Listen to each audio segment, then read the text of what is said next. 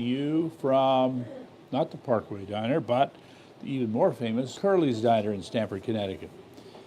And it is this, you're looking for the phone, there you go. So it is this, Monday, the 3rd of March, the year of our Lord 2025, in which we get to do this broadcast. Thank you, God. And thank you, Jesus.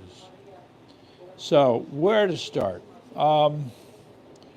There's so much. It's just, all right. So the theme that I put up for the week, if anybody might have looked at it, is 3 nooses that need to tighten this week.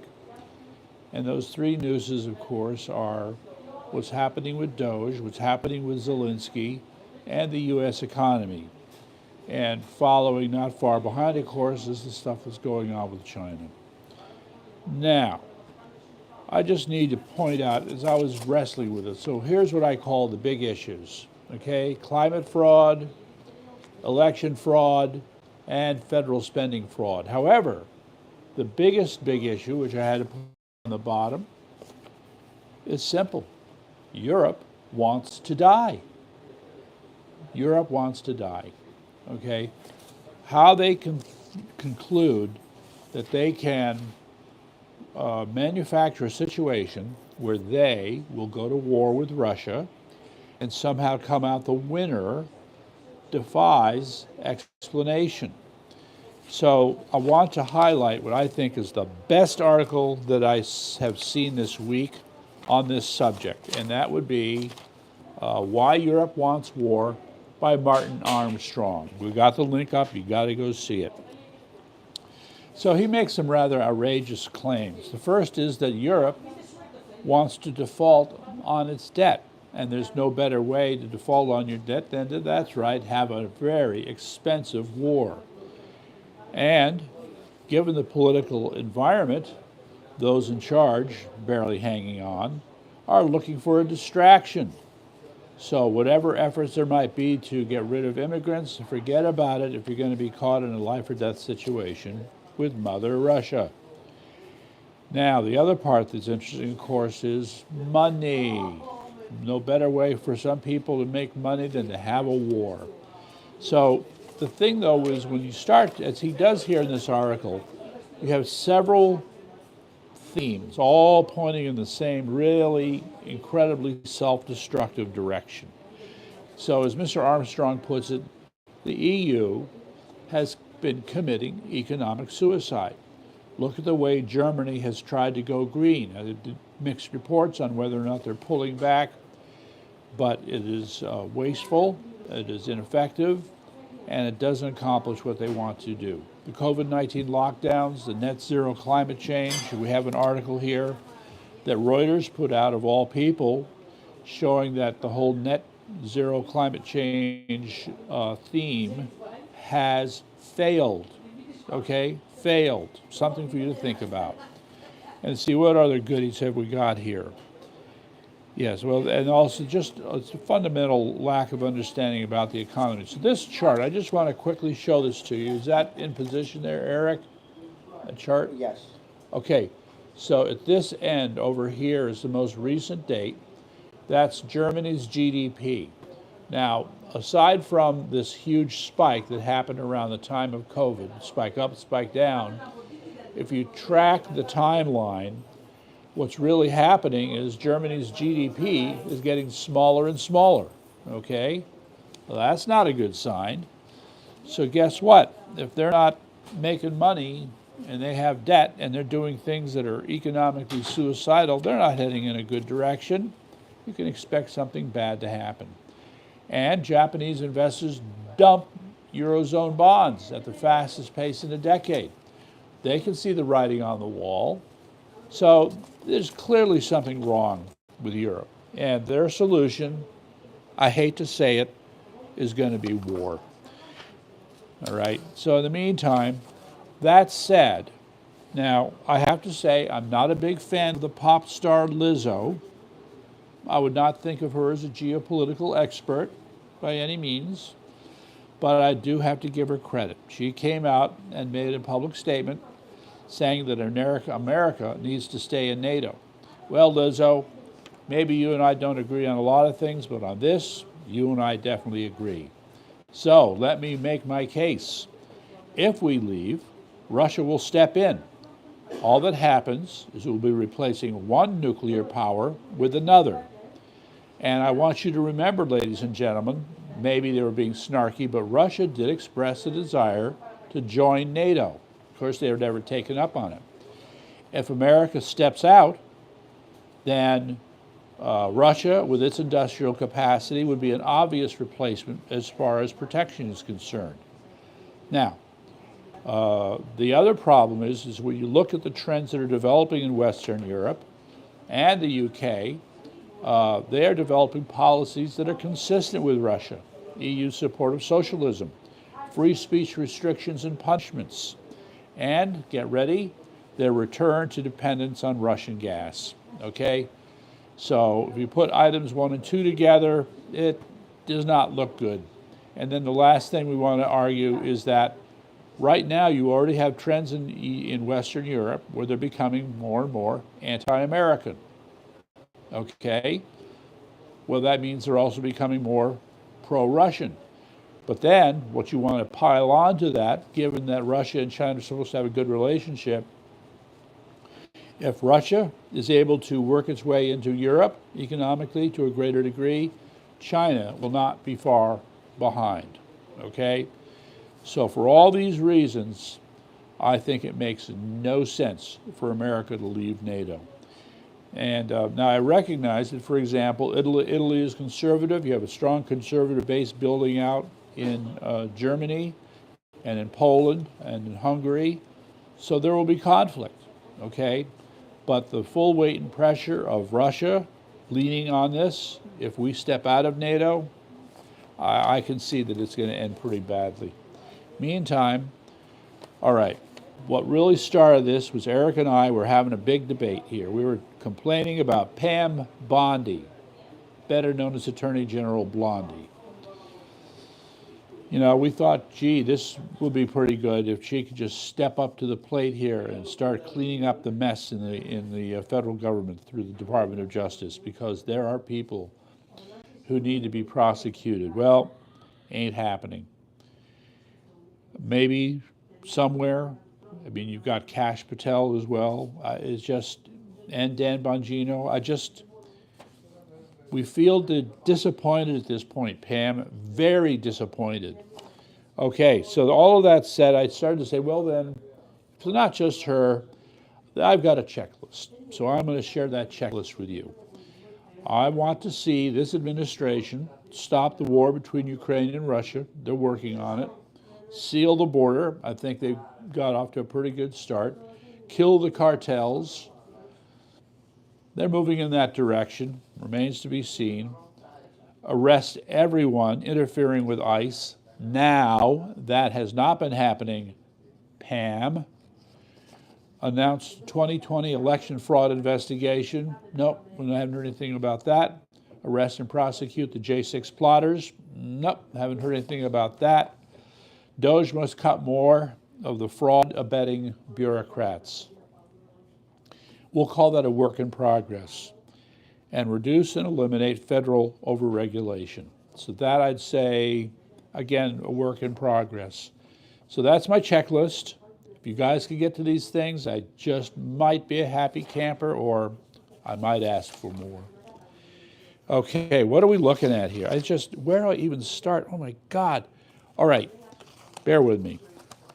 Okay, so consistent with the theme that the EU wants to commit economic suicide.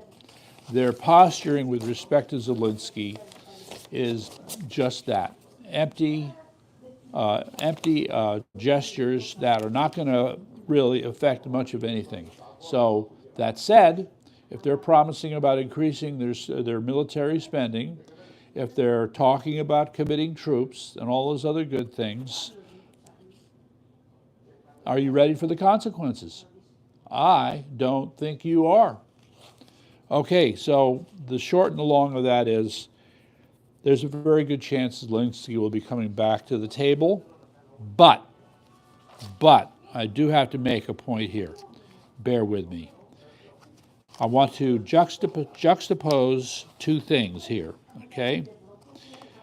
We got one. All right, so for background, I want to remind you that there was once a time when Zelensky was an actor and he did a skit that, if I could just find it, drat. It's got to be here somewhere. All right, so here's this. Let me show you this. All right. So Friday, okay, he leaves in a huff.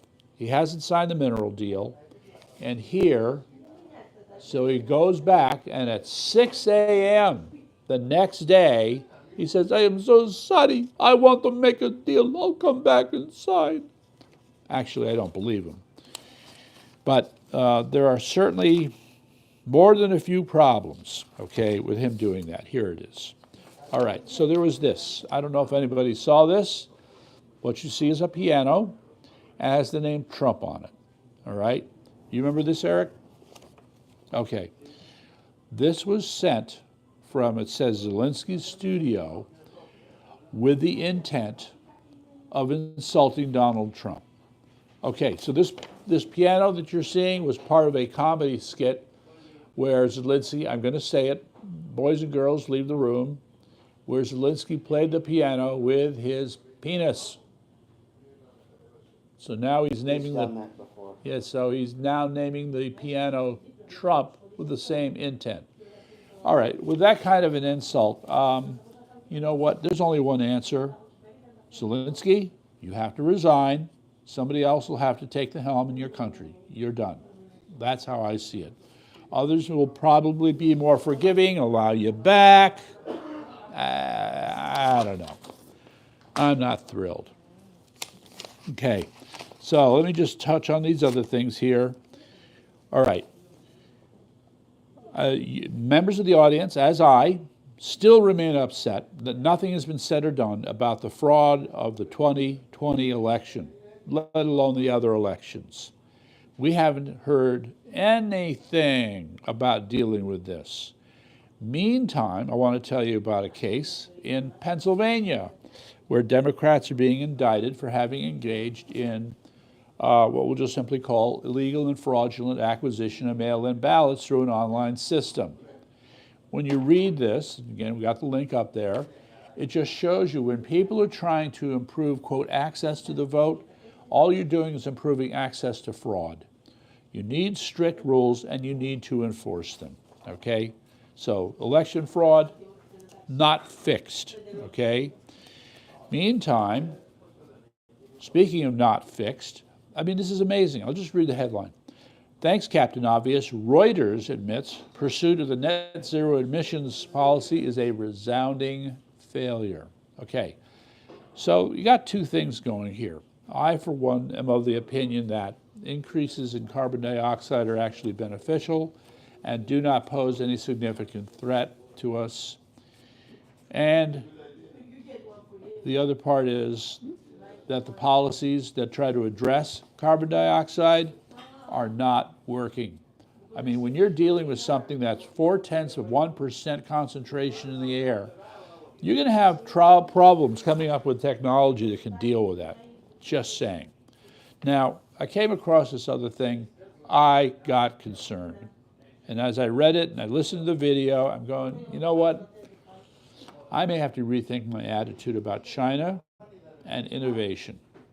So basically, as this article says, while we were focused on DEI, China passed us. Now that's a little bit strong, and I'm not sure it applies in all cases, but the fact of the matter is that China remains far more aggressive than even I have appreciated with respect to improving their capacity for innovating in every single industry. So it turns out China, Made in China 2025 has no less than 260 goals, industrial capability goals listed in it. And I say this in spite of the fact that there's a story that they couldn't even make precision ball bearings for ballpoint pens. They had to devote 5 years to specifically working on it for there to be, quote, Chinese precision bearings for making ballpoint pens. So their underlying base for technology they can draw upon It's weak, but we have to keep in mind that it's getting stronger, and as it gets stronger, their ability to innovate will accelerate. So that is a problem. Meantime, so you had Apple saying, oh yeah, we're going to put $500 billion into the American economy. And now we have this announcement that Taiwan Semiconductor will put in another $100 billion. Now, what's not clear to me is that they already have a plant that they're building in Arizona. So I don't know if this is in addition to that or if it's a separate project. It's not clear. But it's just more the evidence that President Trump's efforts to draw investment to America do appear to be working. Now, I don't mean to be harsh, and I think this article may be overstating it a little bit, but here's the headline. It says, this company gets 98% of its money from the federal government.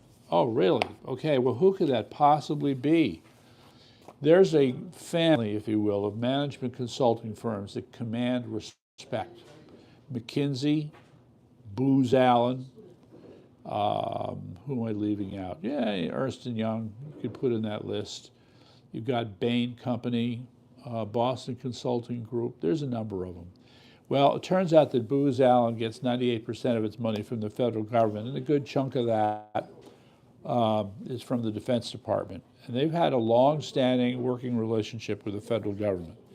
So it's not entirely clear right away that if DOGE's efforts to cut federal funding are going to cut into Booz Allen that much, but their stock price has been going down significantly.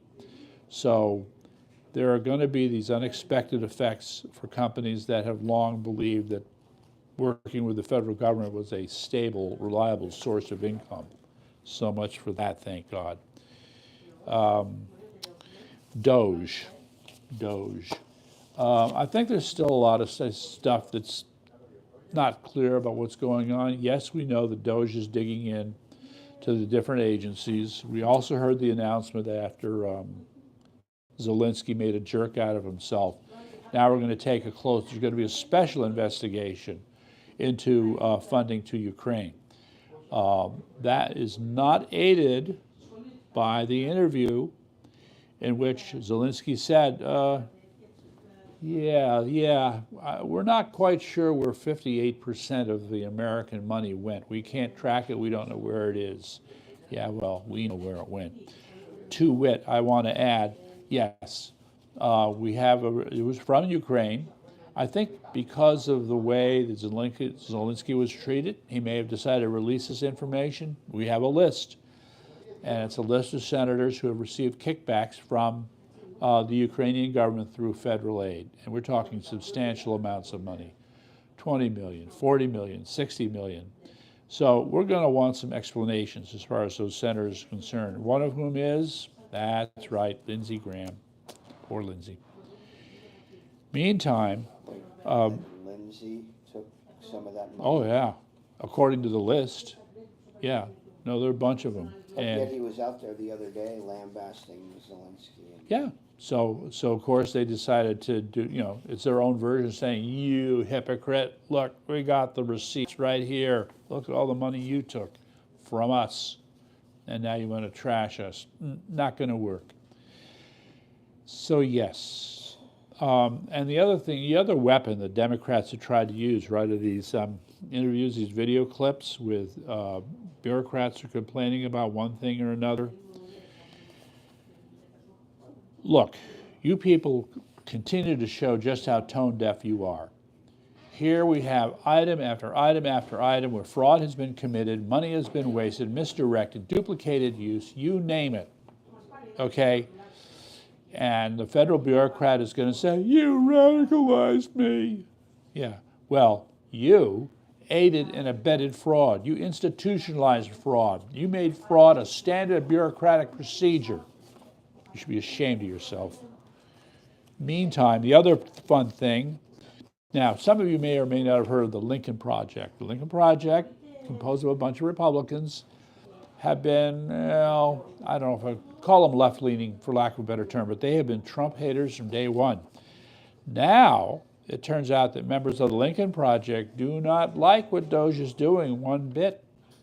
So as I put in the promo or the links, now you have some people who are cornered and snarling. That would be the Lincoln Project. They are threatening to have Elon Musk arrested and executed for wanting to audit Ukraine aid. Now, how do you come up with something like that? I don't know. Anyway, Charlie Kirk found that. I just had to share it with you. This article makes the point.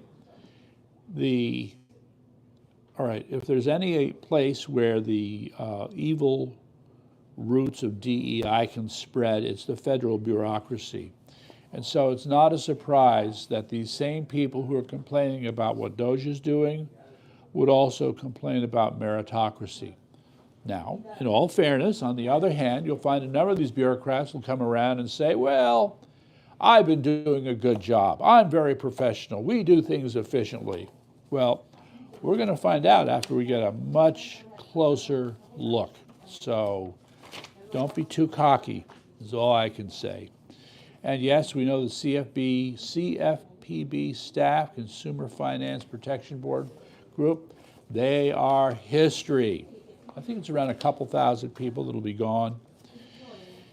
Yeah, and the other part now that I'm trying to understand, you may have followed this. So we've had, for example, this Judge Ali, who has issued rulings to stop Trump, only they're so outrageously unconstitutional, so outrageously wrong-headed, that a lot of people are just scratching their heads. So now there's a call to impeach these judges. All right, so now we're getting into the weeds. Oh my God, what's going to happen? I'm a little pessimistic. These attempts to impeach these judges may not go as smoothly as we would like, even if they do deserve to go. I'm afraid it's going to take a Supreme Court ruling that's going to be like, what do you call it, clear-cutting the field, cutting everything down? Yeah, so we'll see. Now I want to tell you about another one.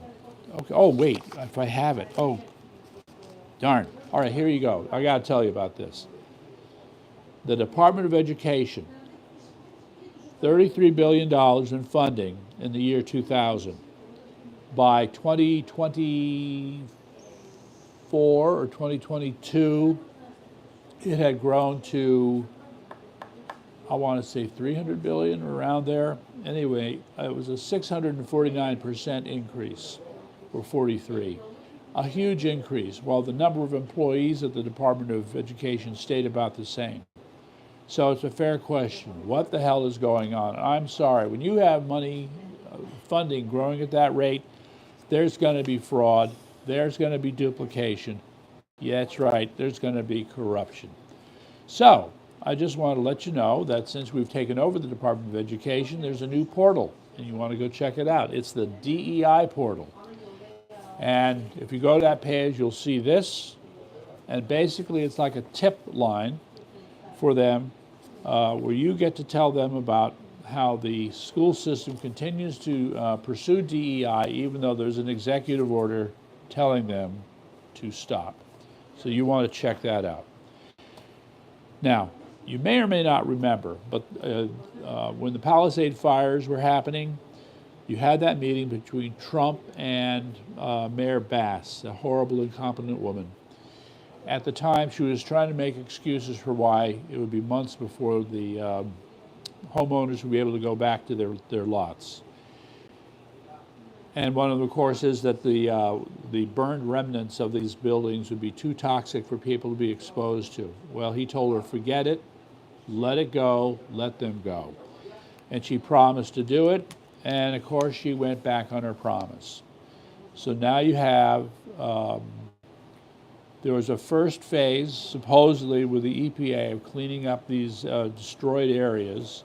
Now the next phase is supposed to be the Army Corps of Engineers. And from what people are saying, all this does is slow down and interfere with the homeowner's ability to do what they will with their properties. It's what they do. I just find myself becoming more and more disgusted with people who call themselves liberals. But I'll have to tell you, I'm also getting more and more disgusted with Pam. All right? So the way she's handled the Epstein file case is not good, all right?